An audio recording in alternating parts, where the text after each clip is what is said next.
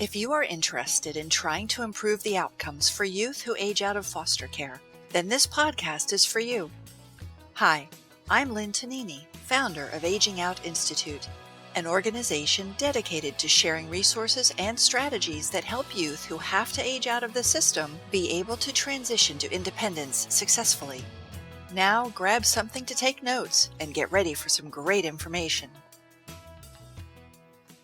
Hello and welcome to Aging Out Institute's 7th podcast in our series Preparing Foster Youth for Adulting. Our guest today is Madeline Reedy. Madeline is a senior director for an organization called CitySquare. Specifically, she heads up their TRAC program, which stands for Transition Resource Action Center. They're based in Dallas, Texas, and today we're going to learn about their program. Welcome, Madeline. So happy to have you here with us for today's podcast. How are you doing today? I'm doing great. I'm so glad to be here. Oh, well, we're happy to have you. I'm very interested in learning about your program, CitySquare, and the TRAC program that you run. To get things started, how about if you share a little bit about yourself and how is it that you're connected with the foster care system? I've been working at CitySquare for almost 15 years in the TRAC program, and so I got connected maybe back in the year 2000, working in an advocate program for juvenile delinquents, and then that segued into working for a nonprofit and teaching life skills classes to youth aging out of foster care. And when I went back to school and worked on a degree in nonprofit management, that was when CitySquare's TRAC program first got its government contracts. And so I came on board to help them kind of oversee that. And so it's all gone from there. Wow, and so there's a degree. What was the degree that you got in nonprofit management? Was that a bachelor's or a master's? Yeah, I have a master's degree in urban affairs with an emphasis in nonprofit management. So kind of a study of the city and its problems and how nonprofits step in to help. Is that a common degree? If other people were interested in looking into that, is that something that they could find at most universities, do you know? Usually people go into urban planning or city planning, something like that. And so it was kind of unique. When I was looking into it, I was really interested in working for a nonprofit and not necessarily for a government entity. And so the University of Texas at Arlington had the program underway, and I was able to get in there. Wow, that's really interesting. So what is it that City Square does, and in particular TRAC? Maybe we could help us understand City Square first and then what it is that you do with TRAC. Sure. So CitySquare is a large nonprofit in Dallas that exists to fight the causes and effects of poverty through service, advocacy, and friendship. And so we say that we don't have clients, but we help our neighbors out. And so the TRAC program is a large program underneath that that's kind of a microcosm of all of that CitySquare does. And so TRAC stands for the Transition Resource Action Center, and it was birthed out of a community collaborative of about 25 different agencies in the year 2000 saying, you know, we can do better for kids connected with the court system.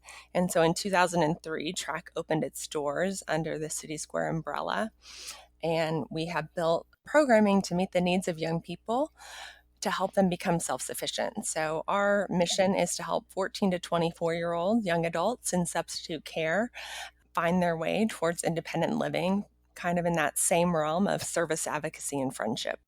Okay. And these 25 agencies, I'm trying to picture how that happened. Are they still involved in some partnership type of arrangement?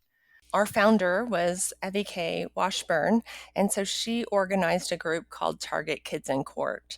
And so it was just a conglomeration of entities that were connected with the court system. So the main people that kind of helped spur TRAC into existence were, of course, Child Protective Services here in Texas, the CASA agencies around here, different child placing agencies, different nonprofits that kind of connected to them. And so CitySquare was at the table then under a different name, Central Dallas Ministries, but that's how they kind of came on board as our fiscal agent. Different foundations were involved, And so it really was everybody that kind of helps kids in court systems coming together and saying, what's the best practice across the nation? And at that time, there were very few independent living centers or transition centers. And so the Annie E. Casey Foundation was really instrumental in getting a lot of those kicked off. And so we kind of modeled ourselves on some of those programs throughout the nation. And there was already a couple in Texas, but we were maybe the third that came on board. Hmm. Okay. And what geographical area do you serve there?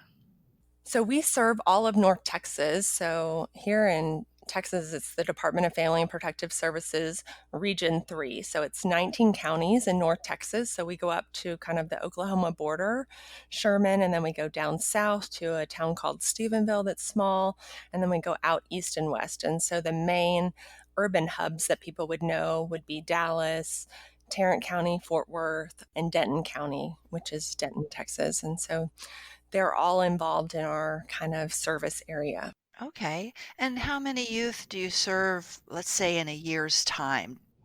Yeah, so last year in 2019, we served, I believe the exact number is 1,025 young people through our various services.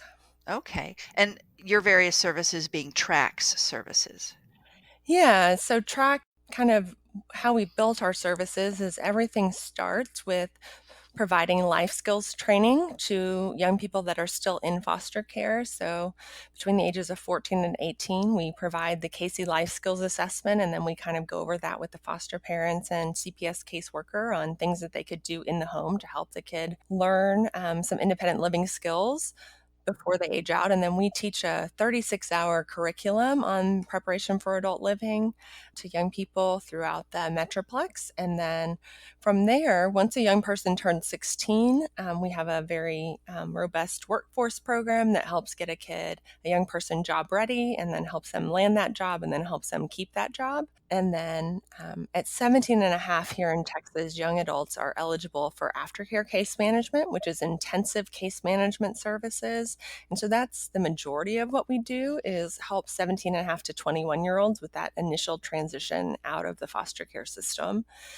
And then what we found is a number of our young people are homeless. And so we have a pretty robust housing program that includes temporary rental assistance, rapid rehousing programs, transitional living programs, and permanent supportive housing programs for young people who are experiencing homelessness in our community. Okay. And that's all you do, right? That's most of what we do. We do also have these transition centers. So they operate like a drop-in center. So I have one in Dallas and one in Fort Worth that are specific to foster youth. And then last summer we opened one in conjunction with the local ISD and emergency shelter partner to provide a drop-in center especially for youth experiencing homelessness. So 50% of the young people that we've served since last summer are youth in foster care. And then the other 50% are just young people who are experiencing homelessness in the community who weren't connected to the system. Okay. Well, that is a lot. It really is a broad program that does a lot of different things to help the young people. It sounds like you help them with employment, housing in some cases. I'm assuming you support them in getting educational achievements. Yes, that's part of what we consider part of our workforce program. So if being in school is moving them towards a living wage job, then we support them through our workforce advocacy. Okay. I'm trying to picture what this looks like. You probably have a lot of staff, but what does that makeup look like? Do you have volunteers as well? Is it a large staff, small staff? How does that look? It definitely takes a village, doesn't it? I haven't looked at the exact numbers, but I always say that there are about 70 adults kind of supporting this program. And so probably 30, 35 are full time employees. And then we have about 7 or 8 AmeriCorps members that serve with us. So CitySquare runs one of the largest AmeriCorps programs in North Texas. And so we're lucky to have the ability to have members serve in our programs. And then I have anywhere from 6 to 8 pro rata staff who work as needed teaching those life skills classes. And then we also have volunteers and interns from local universities who serve with us. So, yeah, so we have some LPC interns who help run support groups and do counseling. We have social work interns who help be case aides and learn kind of what it's like to be a case manager. And then we also have volunteers. We have a pretty fun program called Yes Volunteers. And so those are our youth employment services volunteers. And so they'll help if a young person needs somebody to sit with them and look for jobs online, or those horrible online assessments that so many companies have now that are so difficult, even for me, that they're really hard for our young people to kind of figure out, how do I answer this question without someone helping them?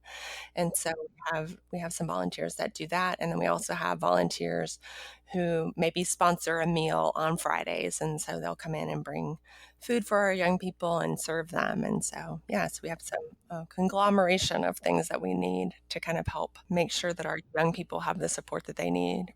Yeah, definitely. You need that many people to support such a large program. Now, you mentioned AmeriCorps, and a lot of listeners may know what that is, but for those who don't, could you explain what AmeriCorps is and what they do? Sure. So I'll probably get in a little bit of trouble because I'm not I'm not an expert in AmeriCorps, but the way that I see it is it's kind of like the Peace Corps, but on the home front. And so these are people that want to serve in their community, and so they're increasing their skills by partnering with an agency that's helping. And so here in North Texas, City Squares program is all about food insecurity. So because so many of our young people lack access to food, whether it's a grocery desert or just not having the income to buy food or not understanding how to apply for snaps, that sort of thing. So that's kind of what our AmeriCorps members help with, is making sure that our young people are connected to the services that they need to make sure that they're food secure. It's really a great program, and then at the end of it, so throughout it, they get a living stipend while they're serving, and then at the end, they get an education award that they can use towards any educational attainment that can be applied, and so it's kind of great. So we have all kinds of AmeriCorps members of all ages, and it's great for City Square because a lot of the time, our AmeriCorps members end up being so fabulous that we want to hire them in one of our other jobs if we can. So it's great for them and for us. And they can serve up to 4 terms. And so that's almost a little over a year. And so you can have the same person for a pretty long time. Wow, that's great. That's fantastic to have that partnership. It really is a huge win. And how do you find the youth for your program? And you have a very broad age range, 14 to 24. So I imagine it may be different ways. I can't imagine that you're starting with 14-year-olds and they work all the way through the program to 24, that people are coming in, these young people are coming in at different ages. So how is it that you're finding them? Are you partnered with agencies that are referring the young people? Yes, so TRAC has 2 contracts with Child Protective Services for life skills training and aftercare case management. And so that is a funnel for us. So Child Protective Services refers youth directly to us for services a lot of the time. And then we also, because of how we started and just our footprint, we've been around for over 15 years since we opened in 2003.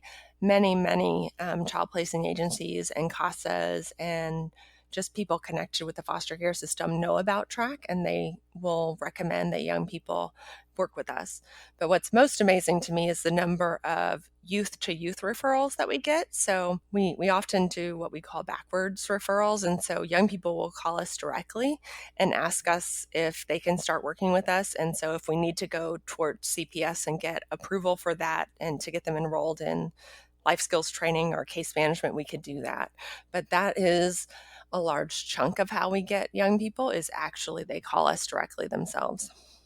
Okay. And it sounds like you probably have a variety of funding sources. Are you able to share maybe high level the different types of funding that keeps you going? Sure. TRAC is probably 80% funded by government sources. And so most of our housing programs are through the local continuum of care through Housing and Urban Development, or HUD funds. We have those 2 contracts with Child Protective Services that I mentioned, and we have 2 contracts with the Texas Workforce Commission to support our workforce advocacy. And then we have a number of private foundations and individuals that support our work.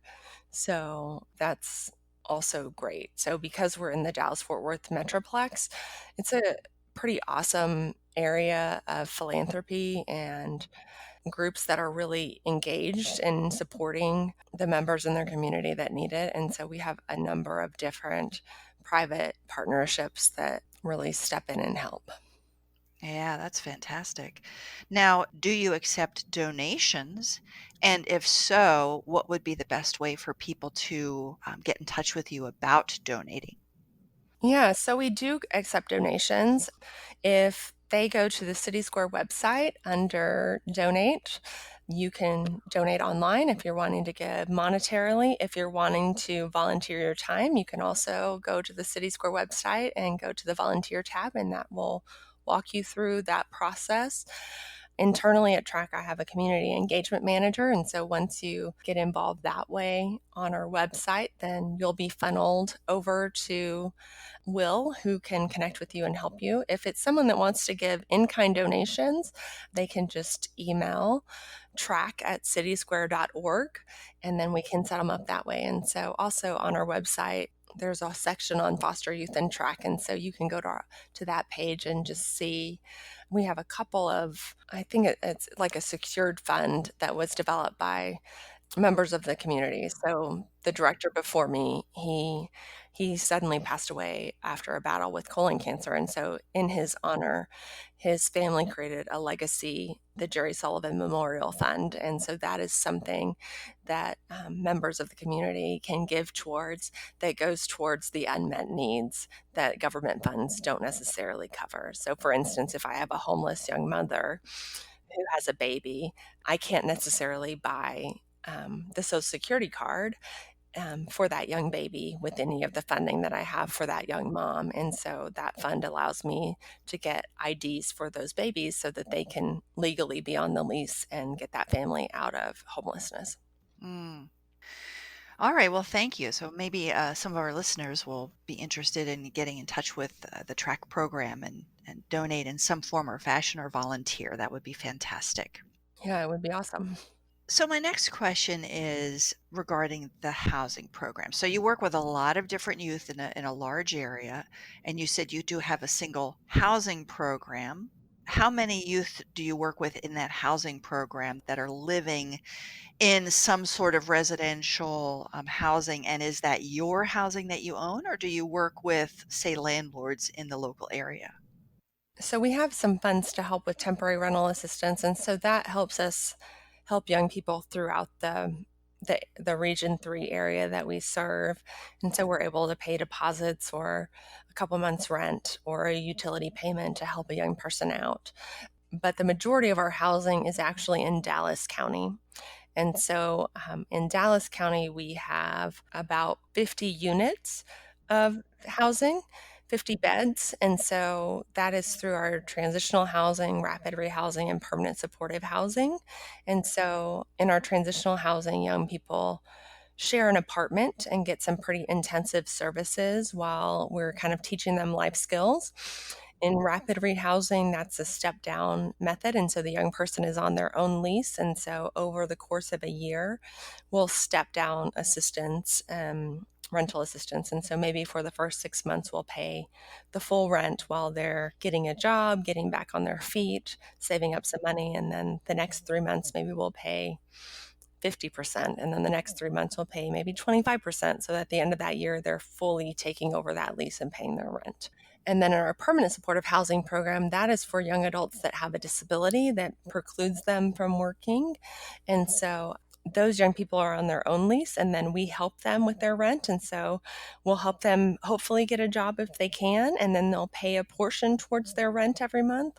Or if they can't get a job, maybe they can get on Social Security. And so we'll help them with that process. And if they have no income, then we'll pay their full rent as long as they need it and as long as they need that program. And what's been great about that is so a number of our young people have even been in that program and then have been able to become self-sufficient and taken over their lease too. So that's pretty awesome. And then what we started maybe a year and a half ago was a housing program in Tarrant County So I don't know if across the nation there are other places like this that we have in our Metroplex, but if you're from Dallas, you want to stay in Dallas, and if you're from Fort Worth, you want to stay in Fort Worth. And so you don't necessarily cross that geographical divide. And so we had a number of young people who were experiencing homelessness in Tarrant County that didn't want to move to Dallas County. And so we were able to get some funding to start a housing program in Tarrant County. And so it started with just 8 beds. And then this year we have expanded by another 10 beds. So that's 18 beds in Tarrant County, which we're pretty excited about. Yeah, that's fantastic. And in any of these residential situations, do you have like a house manager, somebody who's living there to support the young people? That's interesting. Our transitional living program has changed over the years. So we started as a more traditional model, like you're talking about, which had a live in, what we called a resident advisor. And then the young people would move from living with the resident advisor to a unit on the property where the resident advisor was still on hand for assistance, and then they would move off property for the phase 3. And what we found was that the majority of our young people really weren't succeeding in that model. We had very few who made it all the way through phase 3, and they weren't very happy. And so I can tell you that for a year and a half, I was that resident advisor. I had that job for CitySquare for a while. And so we really morphed the program to be as housing first as possible. So, housing first is a term that says above all else, you're going to prioritize housing and then you're going to work on everything else. You're not going to kind of set any standard on what housing means. And so that's hard to do at the transitional living program where people share housing because you really have to worry about safety and make sure that you are bringing in the right people. But we've modeled our program to be as housing first as possible. So we do not have at this time anybody that lives on the property. We have what we call a coach. So in all of our case management, we use a life coaching philosophy where we're really concerned with where you want to be in 5 years and how can we coach you down that path and how can we empower you to kind of take over your life. And so we have a coach that does intensive case management and pops in on the property, but our young people live kind of like they would if they had a roommate and were living in an apartment while they were going to college. So we're kind of checking in on them and doing goal setting and having house meetings and random pop-in inspections to make sure everything's going okay. We do a lot of roommate mediation, but no, we don't have anybody that lives there anymore. And the truth is we've seen more success with this model than we did before. And I think it has to do with the fact that our housing program tends to take the most difficult to serve. So there are other housing programs within Dallas-Fort Worth, and we are one of the only ones that doesn't have any stipulations upon entering. So we don't have the young people take a drug test. We don't have the young people take a pregnancy test. We don't require a psychological assessment. It's just, do you need housing and are you willing to try to work with us? And so because of that, we tend to see young people who really were their last resort and their only hope. And so what we found is with a lot of those young people, they really are in need of their independence and in need of really being empowered from the get-go to take control of their life. Yeah. And do you start working with them in the housing program at about age 18? Yeah, so all of our housing is for what you would call an emancipated youth. So it has to be someone who's over 18 and on their own. Yeah. See, that seems to me to be a challenge. You want to make sure that they're safe, like you're saying. You want to make sure that they're maybe going through some kind of structured program to help them succeed. But at the same time, you want to allow them to start being an adult. And to me, that is I think, a philosophical choice that programs have to make. Are we going to treat these young people who have aged out as adults, or are we going to treat them like children? And if you have a super highly structured transitional living program, I would think that the young people would feel like they were being treated like children. And I don't know if you've had those conversations there, but it's my impression that you have taken the we're going to treat you like an adult with support approach. Exactly. Yeah, I couldn't have said it better. It was definitely after some focus groups with the young people and just kind of looking at our outcomes where we said we need to try something different. And so we really fall on the fact that our young people are capable. So our motto at TRAC is one stop unlimited potential. And we hope to embody that with how we really operate our programming. And so that is one way that we do in our housing program is we believe that you can do this. And, there's a whole lot of psychology behind that as well, that if you believe in someone, they maybe can meet those expectations if they know that you truly believe that they can. And so we see that every day. We see that in the number of young people that sustain their housing for over 6 months with this model. We see that with the number of young people that get connected to income sources. We see that every day with young people who are able to learn coping mechanisms that they maybe didn't have before, who are able to learn how do they do laundry. So it's an interesting thing, particularly with kids that are transitioning out of a system of care. They don't always have the opportunity to learn those things. And so it may be the first time that they're learning how to cook something other than ramen noodles. Our young people don't always come to us and know how to do that. You're segueing into my next question so nicely, which is, what do you think are the biggest struggles for young people aging out of foster care? I know that there are a lot of different struggles out there that young people face. Like you're saying, as simple as life skills of doing laundry to making very large life decisions about what career do I want to take, therefore, what education do I need to pursue?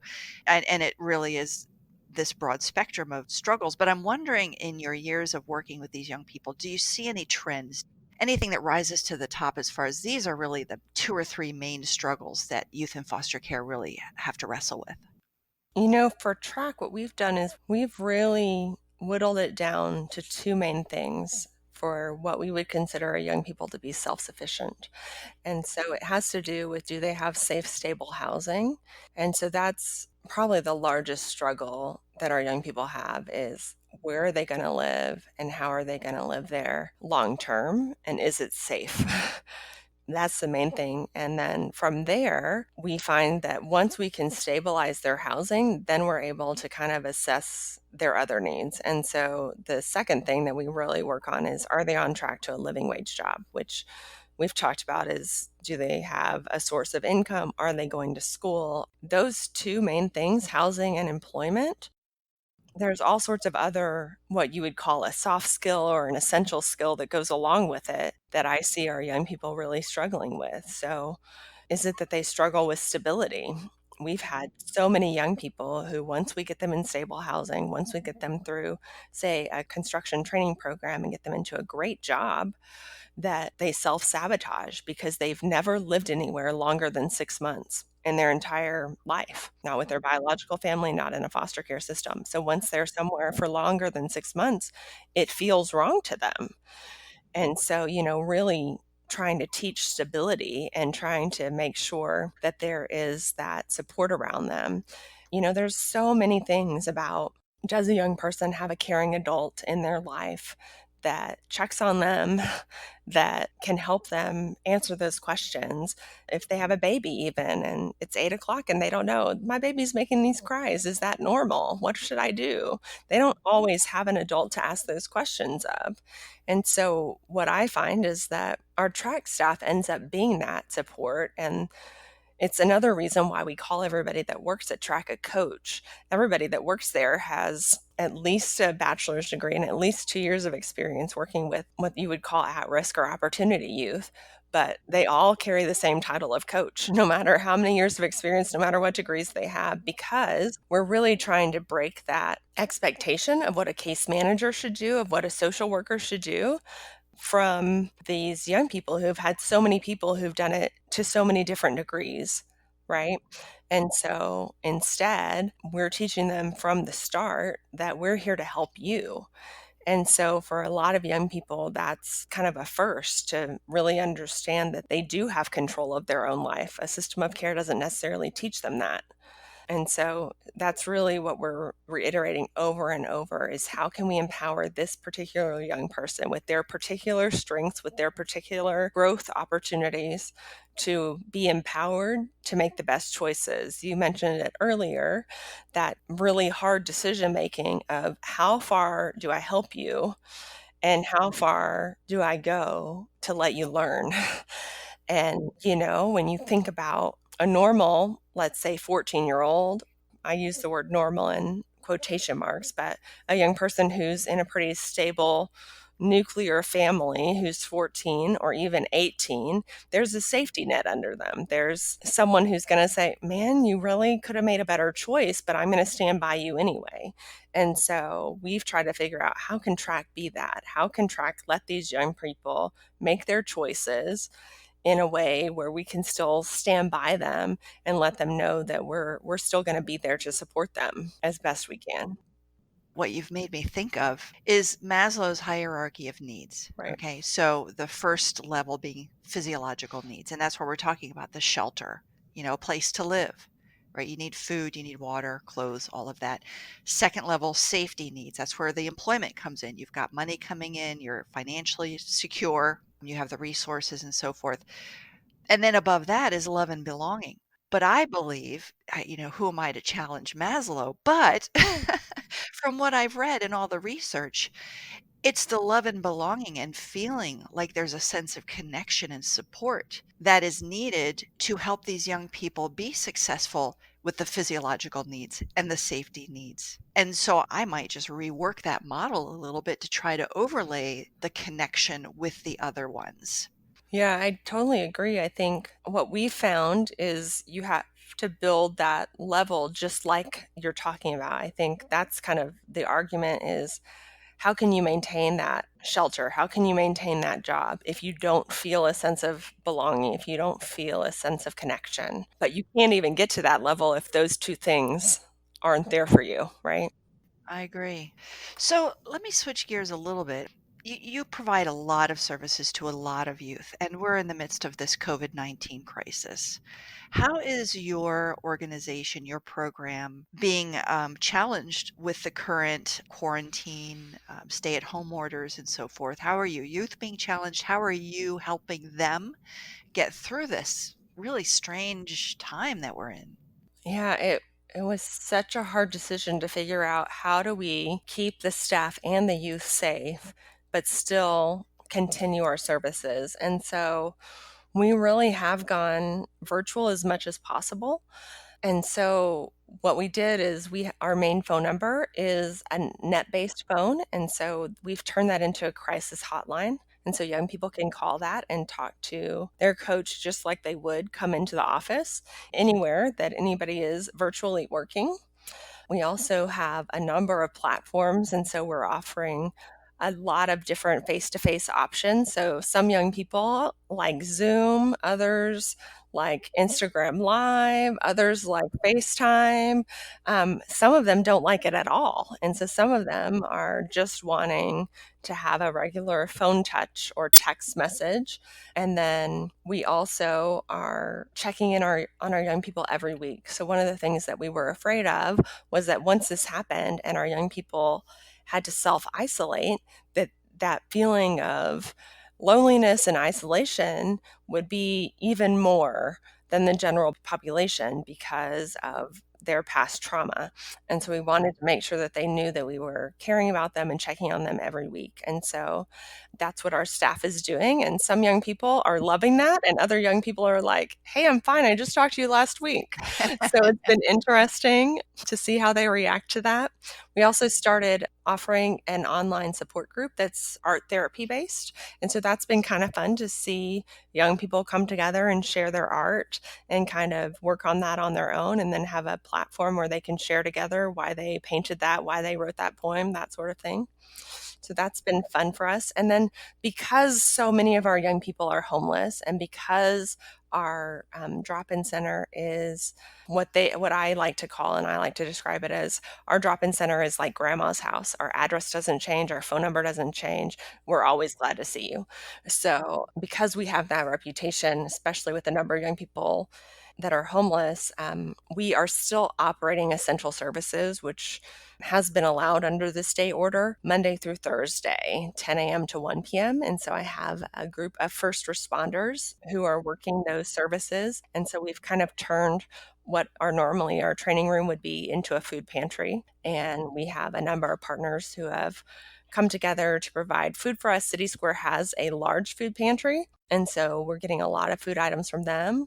Here in Texas, through the Office of the Governor and the Texas Restaurant Association, they created a Comfort Food Cares package. And so TRAC is a member of that partnership. And so we were assigned certain restaurants. So if the community buys a care package from that restaurant, that keeps that restaurant kind of making some money. And then it also gives a meal for a family of four that we can get out to our young people. And so we have staff that are delivering those items. And then we have a number of young people who have babies. And so we have another nonprofit that called Hope Supply Company that's provided us with diapers and wipes and formula so that we can make sure that those babies have that.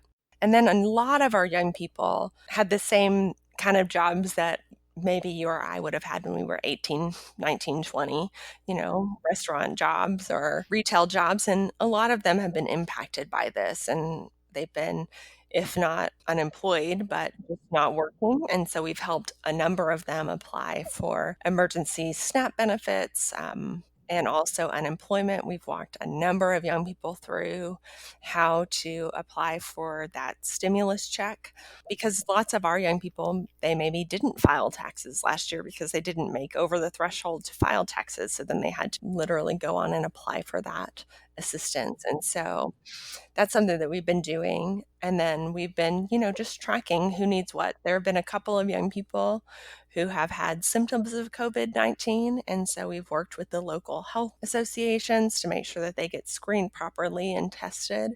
As of right now, we haven't had anyone test positive, but that may change. So, and then we'll walk through what supports do they need to quarantine at home, or if they're in the hospital, how do we keep checking on them?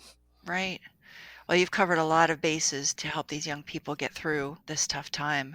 Can you see any of the services that you have created? And I'm thinking maybe more along the lines of the online gatherings and touch points continuing past this crisis.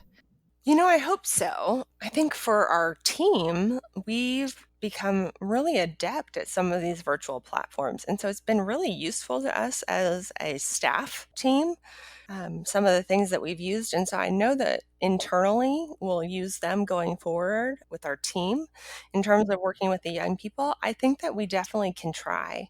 We have created a Google Classroom, similar to many school teachers out there, for our life skills training. And so we're hoping to get that approved for usage. I can see that being used going forward and being a really useful platform for young people that are actively involved in extracurricular activities and unable to come to a group setting. I also can see some of these virtual support groups ongoing. We've tried some of them before, and it's really hard with our young people. They're less likely to have internet in their home. They're less likely to have a standard, contract with a mobile provider. And so it's more difficult for them to use data on activities like that. But I can see some of them, we've helped some of them here in Texas. There are a couple of providers that are helping with free service during this time. And so we've helped connect them with that service. And so I can see some of them really liking this virtual platform and keeping it. I think one of the things that it's really helped with our team is cross-training everyone. So I have some people that are crisis case managers anyway, but it's helped cross-train some of our more traditional case managers in terms of crisis case management. So I think it's really given us some tools on how to ask those critical questions of young people to really determine what's going on with them. So I think that's been definitely something that we'll carry forward. Yeah, I think it will be interesting across the country to hear about how some of these strategies that have been put into place might be found to be very advantageous and helpful, and they decide to keep them. So I'm interested in seeing how that plays out. Now, is Texas doing anything, the government, have they done anything for foster youth, like prolonging the stay in foster care so those young people who are aging out don't have to age out until this is over? Has anything like that been happening or discussed? Texas is kind of ahead of the curve with a lot of the services they provide to what they call PAL age youth, preparation for adult living age youth. And so there is a supervised independent living program and extended foster care already available to young people to stay in care until they're 21. And so that option is still there during this time.